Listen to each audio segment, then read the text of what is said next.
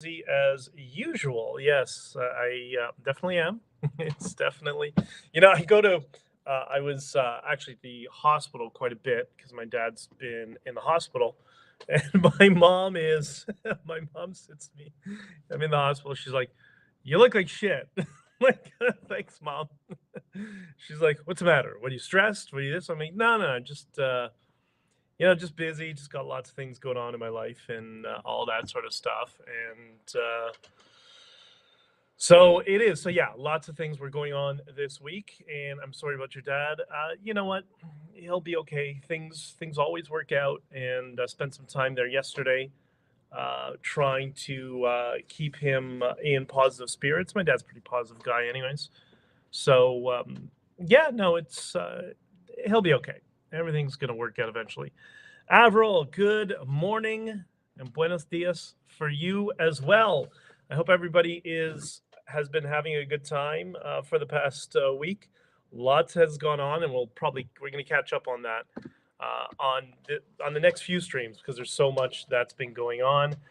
Jesse, good morning. Say hi to Rocky, Lisa. Good morning to you as well. Everybody in locals. Wow, everybody's here. So. Yeah, what have you seen that's going on? So, okay, let me just explain a couple of things. Yes, I was away for a while. I've been very, very sick myself. And then my dad was in the hospital. And simultaneously, I had a film crew fly into Toronto to film me for something that'll be released sometime in the near future. Some of you may or may not know. And if you don't, I'm going to be speaking at probably a couple of events in first is Massachusetts in June. No, June. Sorry, May. May 11th. So if you're in the Boston area, you're in Massachusetts, and you want to come hang out, let me know. I will post the data. You can come out and chill. I'm going to give some sort of speech, presentation, whatever. I haven't actually decided what I'm going to talk about yet. Prairie Sun, good morning to you as well. So that's one thing. And then Miami, I'm going to be in Miami for about a week at the Bitcoin conference. It's going to be an extremely busy week and have a lot of meetings and follow-ups with a whole bunch of people and just, people we've been either talking online we haven't met or who we had met at previous conferences, and we need to get together and talk about a whole number of things. So that's going to be in, when is Miami? Miami is going to be in May as well. So Boston, Massachusetts, 1 week, the next week down in Miami. And in June, then there's going to be the Bitcoin Freedom Festival that's run by Mass Adoption. It is a music festival. They want to honor and celebrate the Canadian truckers and the Freedom Convoy protest and rising up to tyranny and all that sort of stuff. So I will give more details of that as we get closer, but that will be June 24th. So if you are in the upper right corner of the United States, or you're around Southern Ontario, this not that far. We're looking at what, an 8-hour drive, 7-hour, 8-hour drive, depending where it's going to be. Well, depending where it's I know where it is in Boston, depending how quickly you drive. Good morning, Bridget. Morning, Megan.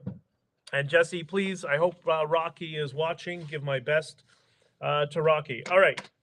I released a Substack a week ago about Tariq Fatah. Tariq Fatah passed away earlier, in April, so at the end of April. And I've known Tariq Fatah for several years. As I mentioned, for those of you who don't know who he is he was a columnist for the Toronto Sun, author, speaker. He's an activist, been a journalist for many, many decades, and disagreed with many things and agreed with some things. But he loved to argue, and I love people who are not afraid of an argument and talking with people who disagree with him. But we did find many things we did agree on. But anyways, quite revered in India, very, very popular.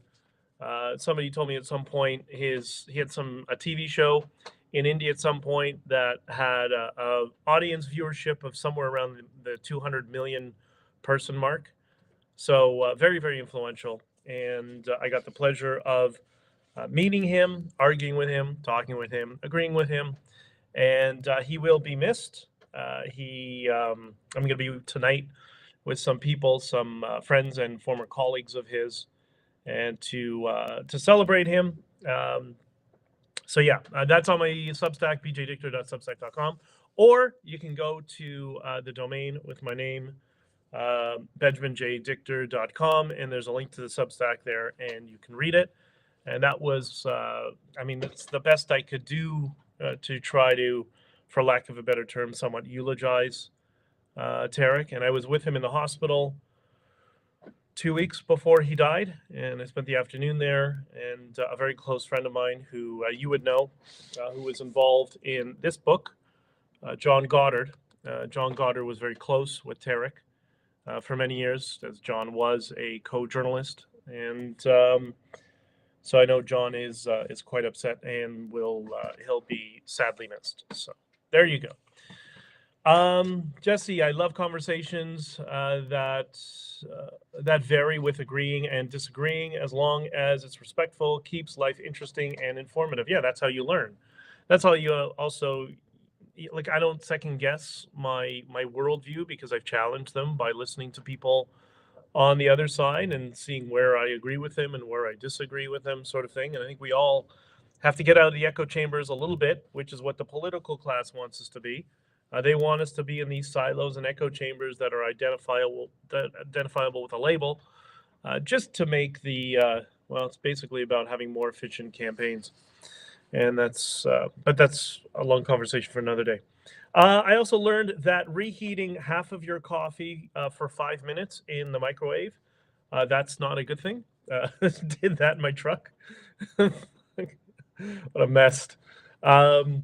So yeah, you want to make a mess of your microwave, just put half of a coffee in your microwave and press the number 5 for 5 minutes, and you'll see it's all over the place. And speaking of things exploding in people's faces, on May 5th, you too can join a live conversation with the Honorable Assistant Blackface, Krista Friedland, and Crooked Hillary Clinton will be together. I wonder why so many people hate them so much. Like, I think they're just trolling us at this point. Like, they know that's just going to piss off anybody. Somebody should send a post online. Somebody's got to send that to Jimmy Dore. I'm sure the American media will have fun with that. Good morning, Pam. And yeah, I know, Bridget, 1 minute. You know what? Because I was doing it was during the filming the other day, and so I was just kind of talking, doing 3 things at once. Threw the coffee in the microwave in the back of the truck, and oh, that's not good.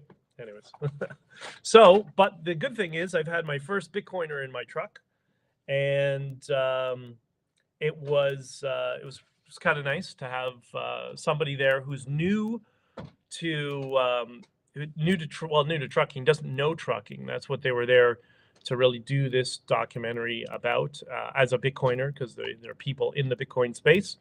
And it seems what's happened in Convoy has spawned a lot of interest amongst people in the Bitcoin space, which is not shocking, because people in Bitcoin space they have a bias towards freedom and independence.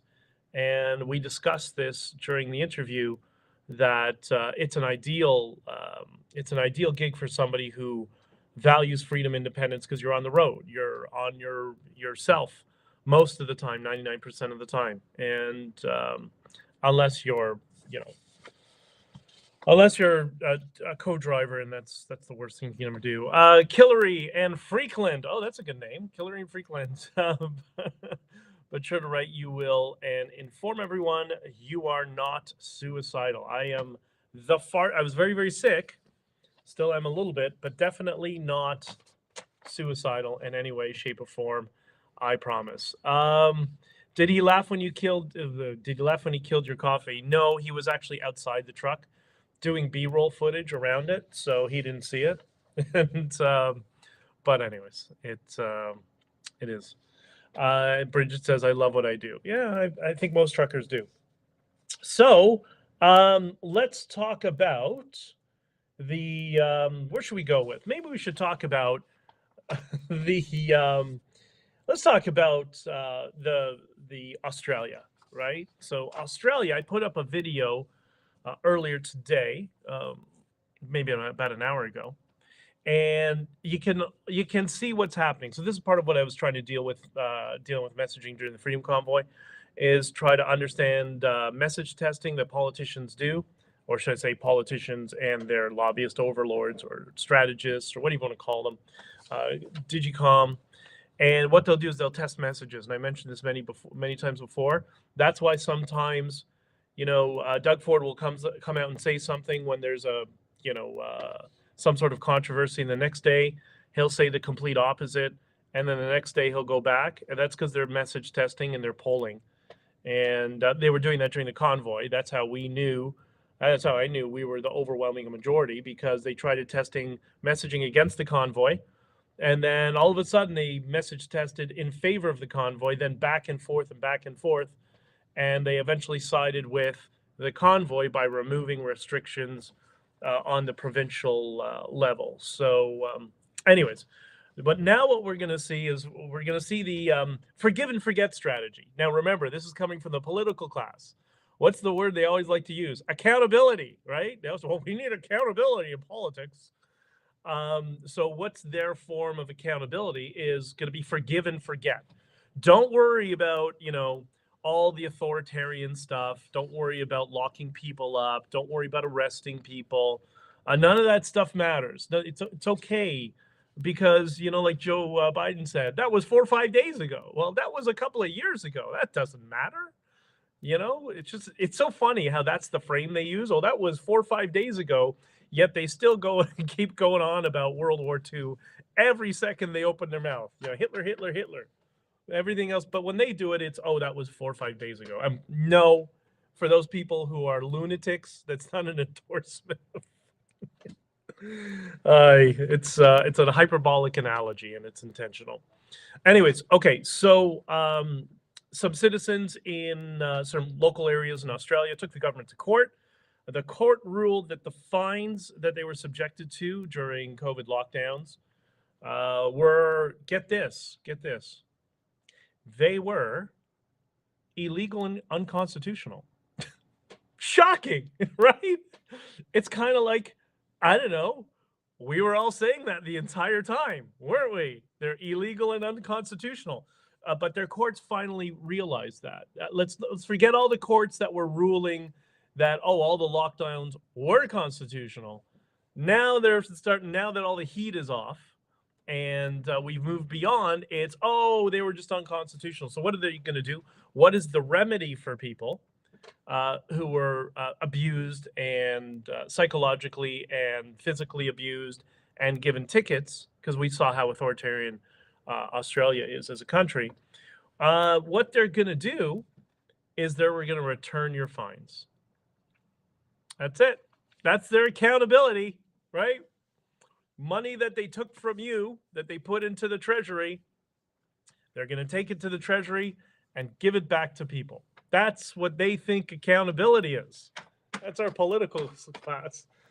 Somebody else earlier today mentioned to me, how about a firing squad? I'm like, well, that might be a little bit extreme. So, and in the case of Australia, what they're going to do is there's a follow-up case that's going to look into it and all that sort of stuff that is scheduled for next year, for 2024. So that's what they'll do. They'll try to stretch it out as long as possible, because in my experience, people in politics, strategists, Digicom, they work in 6-month windows. They assume all of you forget everything after 6 months. And well, if you do, then, we get what we deserve. So what they'll do is they'll drag us out for a couple of years. They figure, okay, we've hit the 6-month threshold. This whole process will be, after 6 months, it gets kind of normalized that we're not going to have accountability. And then they'll issue a ruling and they'll return your money. And then all the people in the political and lobby class, or the political class, will just try to pretend that nothing ever happened. How does that make you feel? Is that accountability? Right? This is why I keep talking about this stuff, to keep it fresh, to remind everybody not to forget it, because if we do forget it, then they will get away with it. And that's why Big Con Canada Inc. needs to say mean things about me and needs to tell you things that are untrue about me, because God forbid, if you listen to me keep talking about the fact that where's that accountability, right? Like, who in the political class is going to jail? Think about it. They imposed all these rules and regulations that were unconstitutional. They turned the country into banana republic. They treated you all like insects, as I explained on Tucker Carlson. Who's going to jail for that? Right? Are we going to have to sue them so we can get some emails in the discovery process? Is that what's going to happen? I don't know. It won't be like in Canada unless the judge is doing the blah, blah, blah. Yeah, Jesse, I got to be careful when I'm talking about certain legal cases, but to your point, yes. And but there's more. There's more to it. Christine says, "Happy Monday morning, listening and grocery shopping." Well, awesome. Thanks, Christina. And she also says, "Critical thinkers never forget," and that's right. And I think it's important that we don't let them get beyond this this space, no matter how much they try to smear myself or Bridget or anybody else who is not going to be shy about telling you all the truth and continue to talk about it. Hopefully, most people will be able to bust through the smears and the fake narrative and understand that my talking is not in the interest of the political class. That's why they all conspire to defame me. And if you notice, myself and others, and you notice it's always the same recycled smears and claims. It's a script. I mean, it could be Xi Jinping's 50-cent army. They do exactly the same thing, and then they try to tell you they're conservative. So, anyways, Tucker Carlson, Tucker will be missed. Yeah, Tucker's not going to be going anywhere anytime soon. I think he'll ride out the remainder of his contract, and then my guess is he would go to Rumble, and Rumble would build something significant around him, or he'll build a network that utilizes the Rumble network to avoid free speech. To avoid censorship, is my guess. But I haven't heard the end of him. He's probably going to be very, very prominent in the near future. He'll probably be more popular than ever because he won't have the constraints of Fox News. So the last thing is, so we got to keep our mind about this and make sure we don't allow any politicians or anybody in the political class. So I say the political class also because often politicians aren't the decision makers. It's the people behind the scenes. It's the fixers in the party. It's the senior staffers. It's the strategists in the parties. And they all work under the lobbyists, right? So the strategic planning firms and the lobby firms and the polling firms, they're the ones who make all the decisions. Those are the people you want to go after their throats, because they're the ones who are really pushing all of this. The politicians are just, the punching bags they put out in the political sphere just to send a message. But on this topic, I want to know, and I put this out to the New York Times, that's why I have this as the thumbnail, is where are the mass graves? Remember that? Remember all the mass graves and hysteria that the fake news media was trying to poison us all? There's that famous picture from, I don't know which island it is, around New York City. That's the one that the thumbnail is from the New York Times, the least credible of all the fake news. Although they did a solid for Dave live in the shed, so live from the shed. So I'll give them props for that. But what happened to all the mass graves hysterias? We saw one picture or two pictures of some boxes and people in hazmat suits burying those boxes. Were those people? Were those even bodies? Was it some sort of other dangerous chemical that's put in boxes and buried for an extended period of time? Or was it something else? I don't know.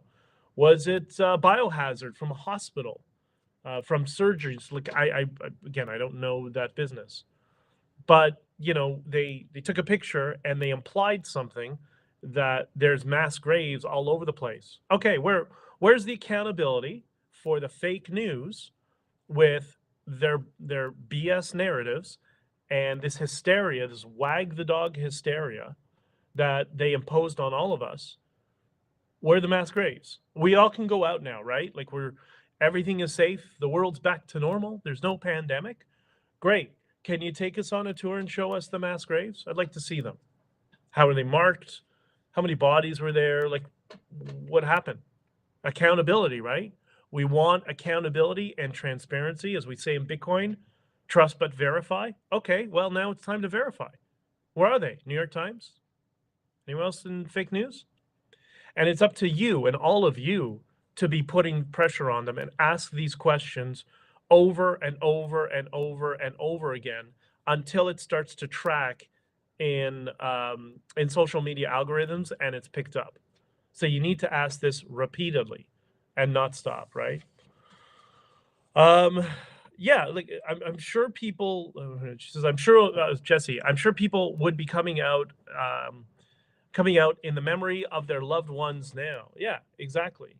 Or who are the people who are working there, right? Who were they?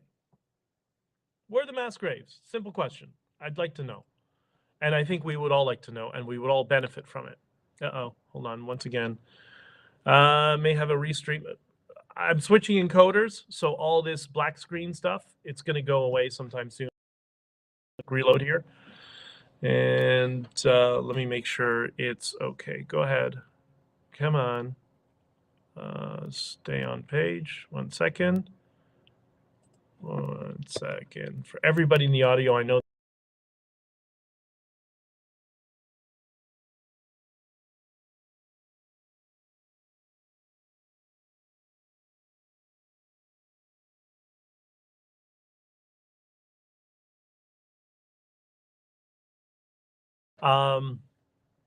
One of the ways you hold them accountable is you don't allow them. One of the ways you don't you hold them accountable is by not allowing them to co-op independent protest movements all over the place, which is what's happening right now. So Big Con Canada Inc., which I will be explaining in the near future, which I also call now Political Convoy, they're doing everything they can to co-opt all these different movements, different groups who get together all over rural Canada. So it becomes controlled, much like they tried to control the Freedom Convoy. We're not going to hold anybody accountable if you allow them to do that. And the way you can prevent that is you can listen to me, and as I map this all out for all of you, so you understand who these players are who are meddling in all this sort of stuff.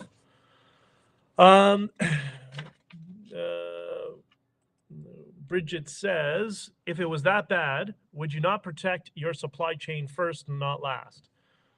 Listen, there's so many things that are asked backwards about how things are handled, Bridget. Yeah, I 100%. Like there's so many. Anyways, I think that's an important question we all have to ask repeatedly and not let any politician, doesn't matter if they're team blue, team red, team purple, team orange, team yellow, team black, team white, whatever. It doesn't matter. If they're in the political class, start demanding evidence of mass graves. You want to see the evidence. The media ran with this all over the world. Do not let them get away with it. You want to hold them accountable? Start asking that question. At least I think, right? But nicely and respectfully and all that sort of stuff. Okay. Next thing I want to get into is related to this is Ireland. So, and the reason I'm bringing up Ireland is because we see this trend all over the world. And the short version of why we see this trend towards clown world happening all over the world is because most of the political parties farm out, like all businesses, they farm out their policy decisions, they farm out all their polling. Like many businesses, you go to a subcontractor. So that's what happens to the political class. They know I know this. They know I'll talk about this. This is why they smear me. Okay, fine. Don't really care. And so we can look at other countries in the West because this culture war really is only occurring in the West, right? And we can look at other countries, other jurisdictions, and see exactly the similar trend lines. And we know they're more than likely going to be adopted or going in that general direction in Canada. Okay, so I give you the example of Ireland, and I have a thing I'm going to have to pull up here so I can read for you. Make sure, yeah, okay, got it here. All right. So this is a tweet that I retweeted, posted, whatever. You can follow me on Twitter. You can read it. It's from somebody by the name of Keith Woods, YT. And it reads, or he says, Ireland is about to pass one of the most radical hate speech bills yet. Merely possessing, quote, hateful, end quote, material on your devices is enough to face prison time. Think about that for a second. And remember how much of this is subjective. Merely possessing hateful material on your devices, your phone, your iPad, whatever, is enough to face prison time. Who is expected to prove they didn't intend to use the material to spread hate. This clause is so radical that even the Trotskyist people before profit opposed it as a flagrant violation of civil liberties, dark times. So if you can't prove you weren't going to use hateful material on your device for the purpose of hate, then you could face prison time. Think about that. And what's the name of the guy who's head of, well, anyways, we'll talk more about him in the near future. Okay, so I'm going to read the actual legislation so you can read it for yourself. If I could put, what if I could put on my screen here? You know what? Let me wait till I get to the new encoder before I start sharing stuff on screen, because this one's a nightmare.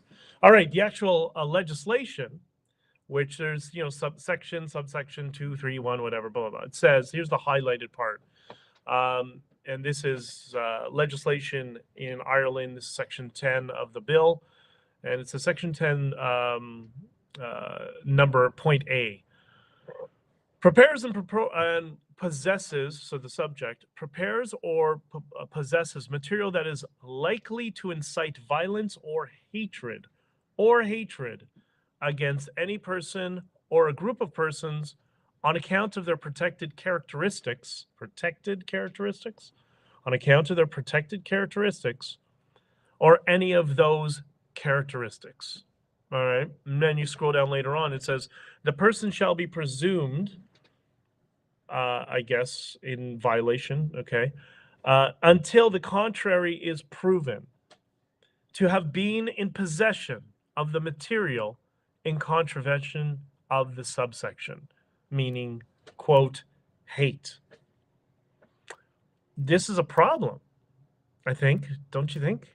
What if you have on your device a movie from the 1980s that has, since we've moved the Overton window of what's acceptable speech, you have a device like, I don't know, Eddie Murphy Delirious, which some activists say is hate speech about the gay community.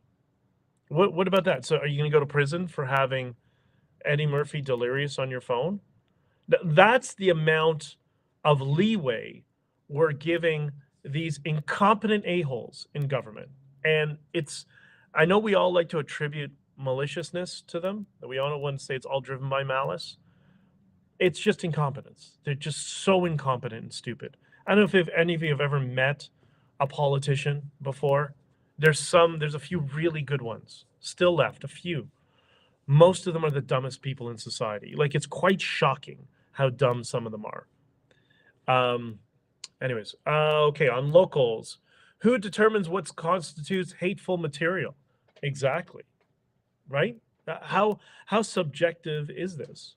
What if I don't know, I hate certain types of, I don't know, software, right? I hate Microsoft Office. I use Mac, right? Is that hateful? Is that hurt? Is that damaging to the ego and the feelings of developers at Microsoft? Is that alienating them? You know, I remember when these hate speech laws first came out, and or were first passed when they first passed, and I was in the car with a good friend of mine who is still a very good friend, one of my closest 3 friends. He's Jewish and he's religious, and we were in the car and we were driving. I mean, he's religious now, but we were driving back to, I don't know, seeing a friend's house, or watching a I was into sports then. We're watching some game or something like that, and maybe it was the Jays game. And we're going back home late at night, and we're in the car, and we hear that these hate speech laws have been passed. And we looked at each other, and we thought, as people who are interested in history, we looked at each other, and, ooh, this is not good. This is bad.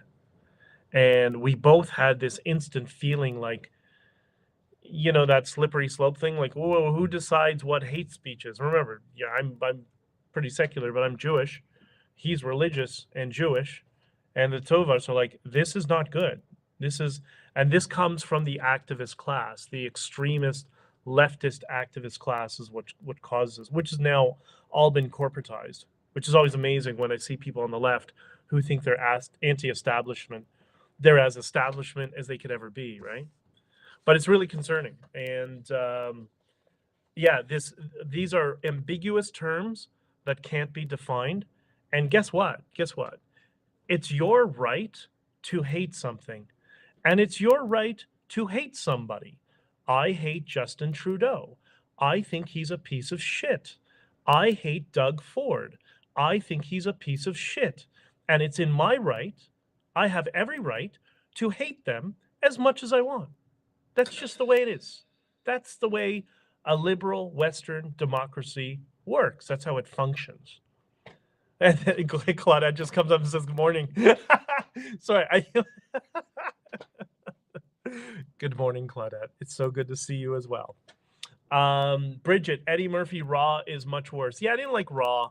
Raw was just a little too negative. I thought Delirious was playful, and I loved it. It was absolutely great. And, you know, the whole point of you make fun of people because we're equals. We can all make fun of each other. That's what humor is. But humor requires intellect.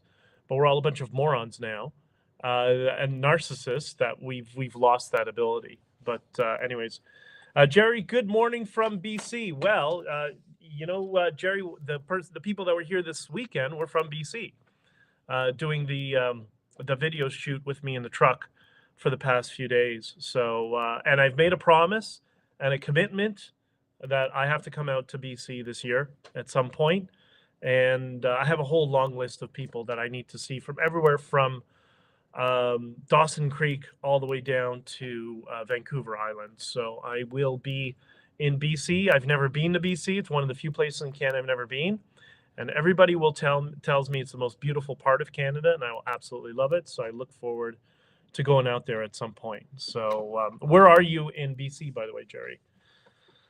I scream. Lisa. I scream. Lisa. Goonie goo goo. So awesome. Bridget, I'm being divisive. Yeah, because I think Doug Ford's a piece of shit. I'm divisive. Do people understand Doug Ford is Justin Trudeau did the exact same? Like, is that not obvious? Do you know Doug Ford is the one who sought the injunction against the Give, Send, Go? That's Doug Ford directly. Him. He was Sylvia Jones and him, if I remember. Whoever was the Attorney General, Solicitor General, whatever that time. So much contempt I have for politicians and politics. You know, it was him, right? Like, let's not do. This is why I get so frustrated. Rebel News, True North, and you know, I like Andrew. I like the people there, but stop with the everything is Trudeau. No, it's everything is all of them. It's all of them working together. And in the case of Doug Ford, he's more left wing than Kathleen Wynne. And the reason I push the Conservatives is because I don't want to end up with a Pierre Poilievre that is going to be right-wing rhetoric and left-wing policies.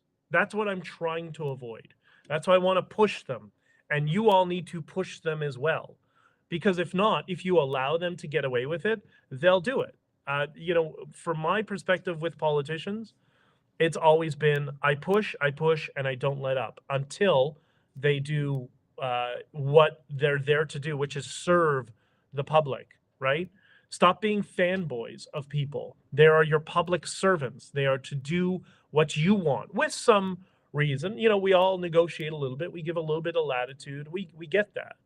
But what I fear is the right-wing rhetoric and the left-wing policies. And because I know who runs that party, I can tell you that's exactly what they're going to do.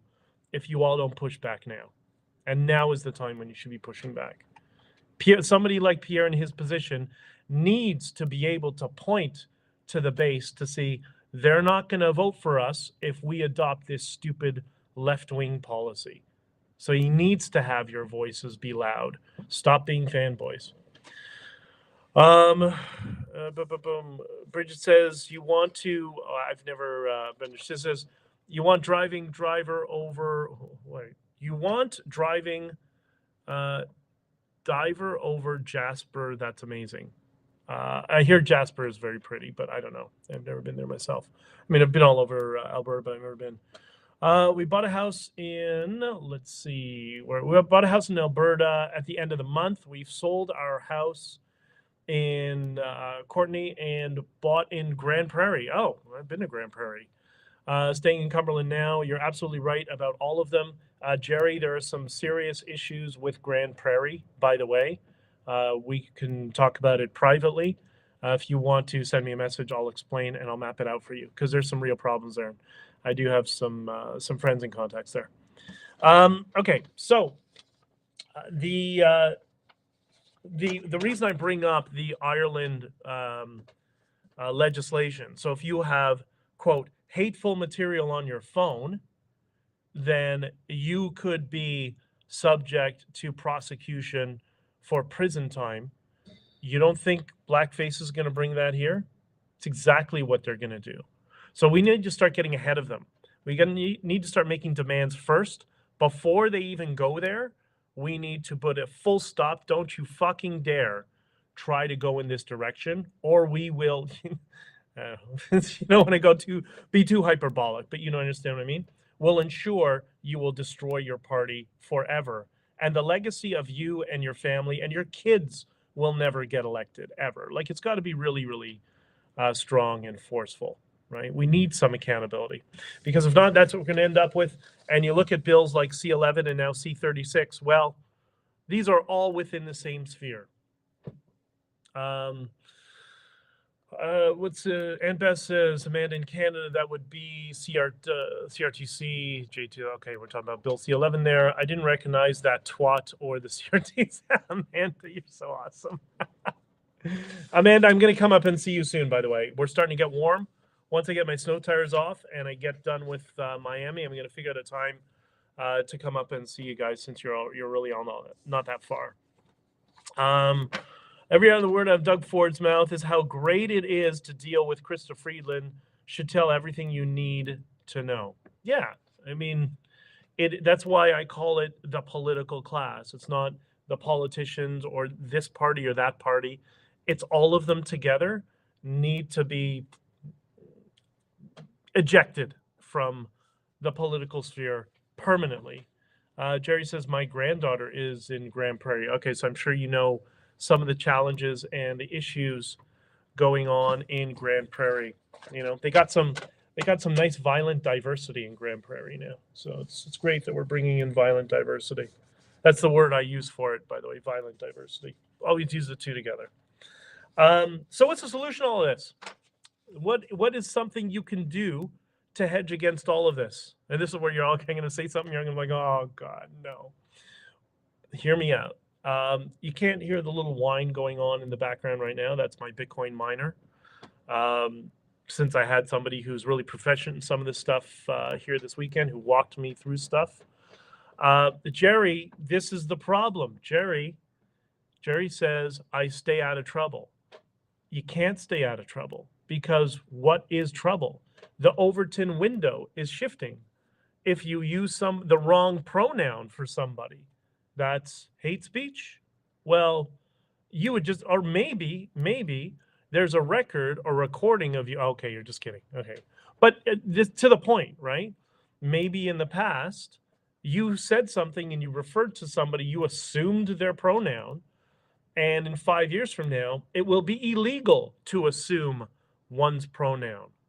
And you saw with the Freedom Convoy, what did those two dummies, Dumb and Dumber, Blackface and Freakland, what did they do? They tried to impose retroactive legislation to saying, if you had donated to this crowdfunder in the past, it's now illegal from back then. Like, they're legislating with a time machine. That's how stupid these people are. They're just the stupidest people you'll ever meet in society that are running our thing. BC is set up for smart cities. I just saw the list from somewhere I'm in contact. Well, you know what it's going to do? It's going to take property values and flush it down the toilet as everybody tries to get out of there. You know, but Megan, what is Bitcoin mining? Should I talk about that? It's a little bit too advanced. Okay, well, let's first start with Bitcoin. Bitcoin is money that is decentralized, distributed across the planet on many different networks. That's why no government can control it. There's no way to stop it. They've tried repeatedly, and in a Senate committee like 3 years ago, the Senate Committee on Finances and Crypto were advised that it's impossible to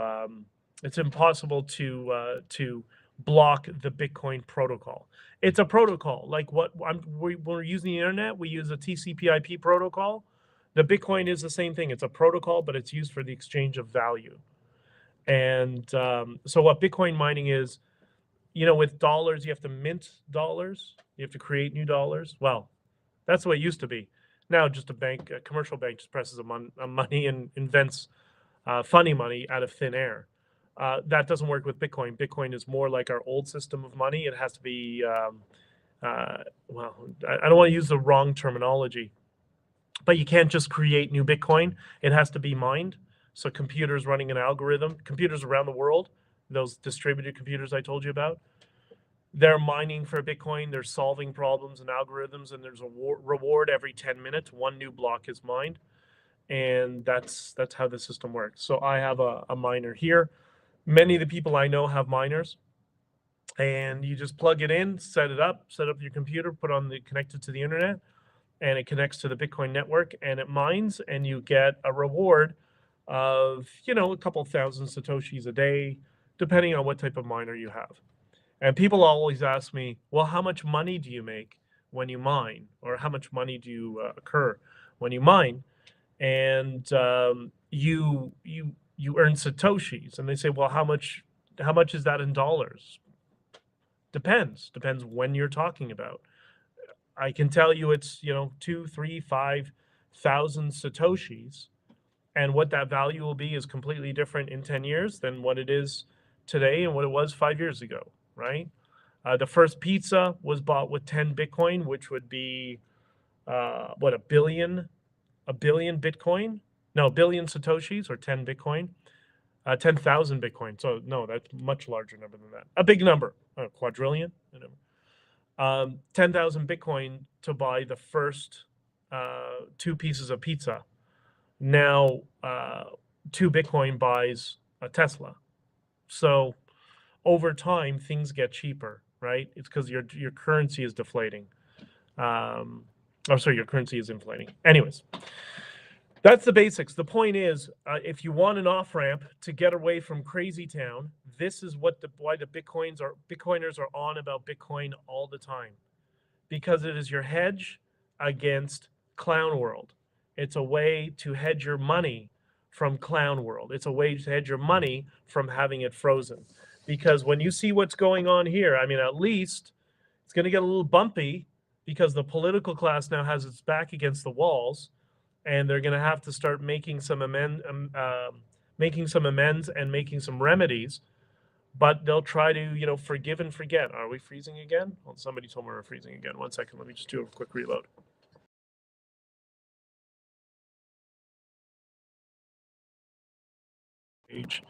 And amend this, I don't recognize the CRTC, okay. So we're back. Anyways, so the point is, if you want to be hedged against it, Bitcoin is your answer. A lot of people don't understand. I know you don't understand, and that's fine.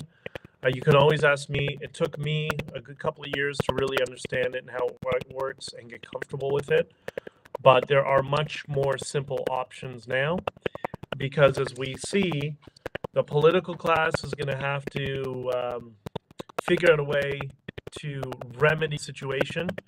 And while one side does, the other side is going to attack, so it's going to get really bumpy.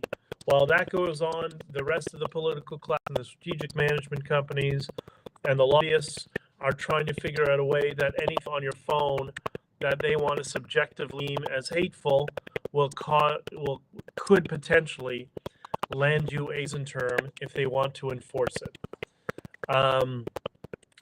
So your solution out of it, it's going to be Bitcoin, right? Lost your video, just a voice. Here we go. Hold on. I think it's reloading now. I'm going to be shutting down in a minute anyways. Let's try it one time. Get this thing working. I don't know what's going on here. It is, anyways. Give it. And if you're in Canada, by the way, there's people are asking me how to get into Bitcoin. How do I buy Bitcoin? Whatever. There's a couple of things. There is Bitcoin Well is something I discovered recently over the weekend. It's a place to buy Bitcoin. Bull Bitcoin is a similar exchange, and there's an exchange that also has a Visa card. That's like a prepaid Visa, but when you buy anything with it, it rewards you back with Bitcoin, and that is called ShakePay. ShakePay.com.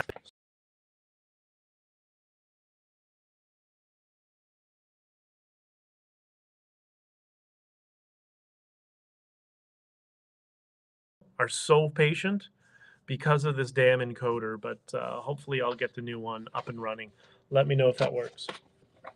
Choppy audio. If it's Trudeau's internet, yeah, maybe Bill C-11 enforcement, right? Maybe that's what they're doing to me, but whatever. All right, so for newbies for Bitcoin, I'll just repeat it one more time.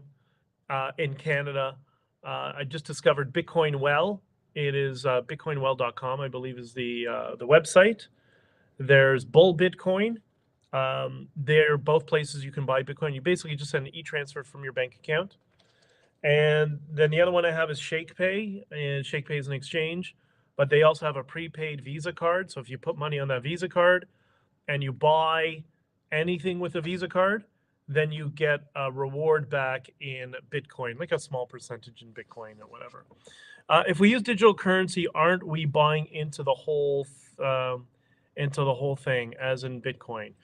No, because, and this is a cause of confusion, Jerry, for a lot of people. There is the reason there's confusion is because in law they call Bitcoin cryptocurrency, but in reality, cryptocurrency and Bitcoin are two completely different things.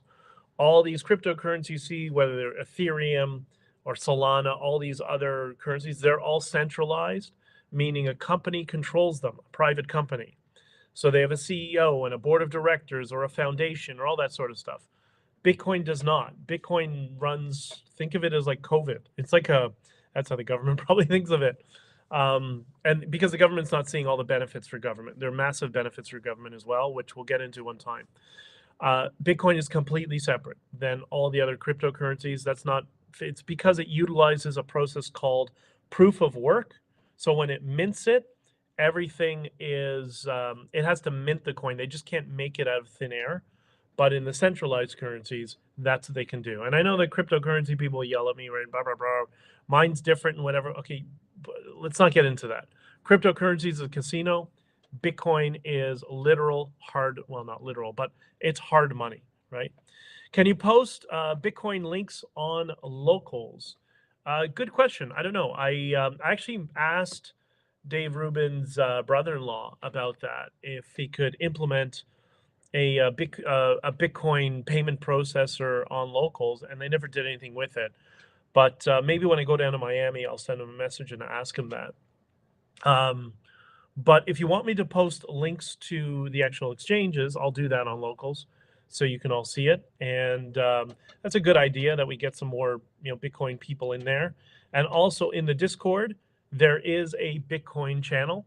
So for people who are newbies to Bitcoin, they're joining the Discord, and they're getting some just the really basics to get started. And we're all kind of helping each other on board and do that. Last comment, and then I'm going to have to shut it down. And I don't do credit. I don't do well, it's not, it's a prepaid phone. It's a prepaid card. It's not a credit card. One day when we both have time to chat in Discord, we will do a voice chat and you can see how badly this doesn't work for me. Well, there's always a solution for everybody, but we'll figure out something for you at some point as well. I'll send you emails so you can send me the links. Sure. Yeah, Jerry, sure. So you can send me an email. My email's public anyways, bjdictor@gmail.com, or just send me a message over Facebook. I check the Facebook Messenger a couple of times a week usually, or send me a message in Locals or on Twitter. But yeah, send them to me and I'll share the links with everybody. Amanda has to get back to work. I have to get going. I have a busy day. I only have 60 seconds left, and then I have to run to a meeting as well. So I hope that helps all of you. I'm trying to give solutions to all these problems, but let's just make sure we ensure that we hold them all accountable by asking simple questions like, where are the mass graves? Have an awesome day.